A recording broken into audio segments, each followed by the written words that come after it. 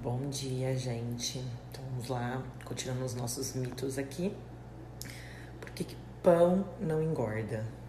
Porque assim, aí a gente vai precisar fazer um raciocínio bem básico, tá? Prometo que eu não vou exigir muito de vocês às 8h40 da manhã.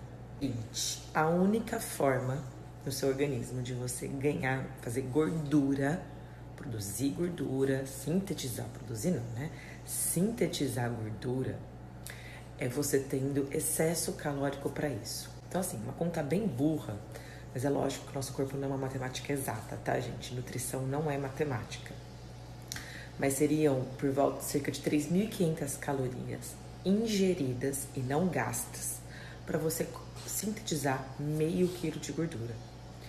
Um pão tem 120, 130 calorias. Isso eu tô falando do francês, tá? Porque às vezes uma fatia de pão integral, desses que a gente costuma comer mais artesanais, são bem menos. Tô com o cabelo aqui que eu não pentei ainda hoje. Seria menos.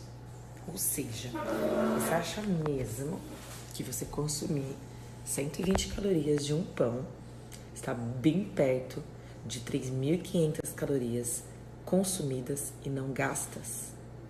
O que acaba acontecendo é que as pessoas, principalmente os perfeccionistas, eles, quando vão comer uma coisa que eles consideram errado, eles já não comem um, né? Então a pessoa já não come um pão.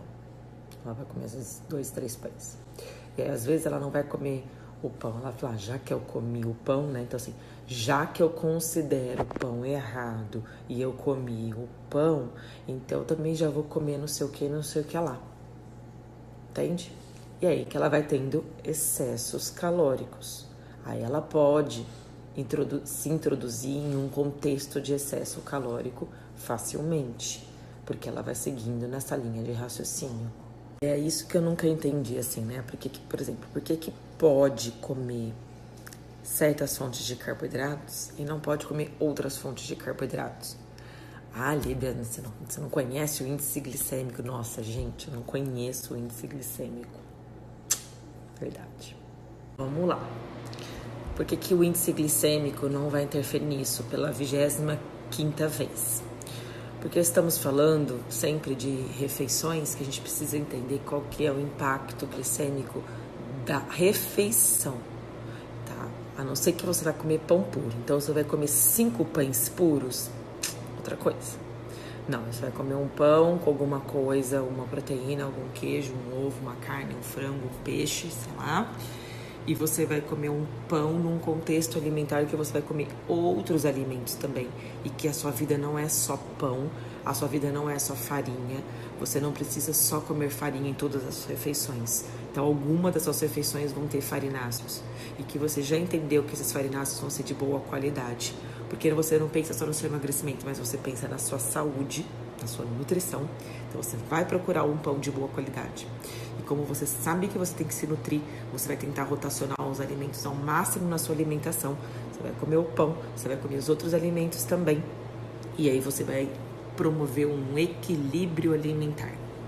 Da mesma forma, gente, que se você comer só batata doce com frango vai dar ruim, só comer pão vai dar ruim também. Entendeu? Tipo, por mais que batata doce e frango sejam coisas saudáveis, você não tem rotação de nutriente. Eu já vi muita gente chegar no consultório desnutrido, porque estava fazendo uma dieta muito restritiva em alimentos. Ou a pessoa faz uma dieta restritiva em alimentos, ou ela faz a dieta restritiva em grupos alimentares, tipo, sem carboidrato. Por um bom tempo, funciona ficar lá naquela low carb, né? Extremamente low carb. Mas depois seu organismo começa a sofrer prejuízo, que nós já falamos aqui. Vou falar novamente, porque eu quero falar de alguns casos que aconteceram essa semana no consultório, que eu acho importante a gente abordar, né?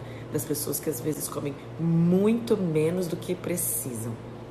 Então tem o contrário, tem as pessoas que promovem excesso calórico. E nessa da gente ficar sempre falando assim, para emagrecer você tem que fazer déficit calórico. Para emagrecer tem que fazer déficit calórico. As pessoas começaram a absorver muito essa ideia, sabe? E não que isso seja errado, mas aí que a gente precisa ter esse cuidado nutricional, que eu vou falar depois pra vocês o que pode acontecer, tá bom? Mas a ideia era só a gente falar rapidinho aí do pão. Então, assim como o pão, ou como qualquer outro alimento, você só sintetiza gordura no seu corpo se você estiver num contexto calórico desfavorável ao seu gasto, tá? Se não, não. Ah, mas produz insulina. Tá bom, gente, mas insulina é fisiológico. Se você não é resistente à insulina, se você não é diabético, você precisa, tá, produzir insulina. Desculpa te informar. Diferente de produzir altos níveis de insulina por altos níveis de carboidrato, mas a gente não tá falando de extremismo aqui, né? Pelo contrário, a gente tá falando de equilíbrio. Então, assim, eu não tô falando pra você se entope de carboidrato e faz seu pâncreas produzir insulina até não poder mais. Não, eu tô falando pra você, coma carboidratos de maneira equilibrada, assim como qualquer outro alimento. Você tem excesso de abacate? Não. Tem excesso de coco? Não. Então, não precisa ter excesso de banana. Não precisa ter excesso de pão. Então, a gente consegue ter tudo na alimentação sem necessariamente ter exageros. Mas, às vezes, o pensamento, são as crenças limitantes que a gente tem sobre determinados alimentos que já fazem com que a gente ache de maneira exagerada e fatalista, muitas vezes sem perceber.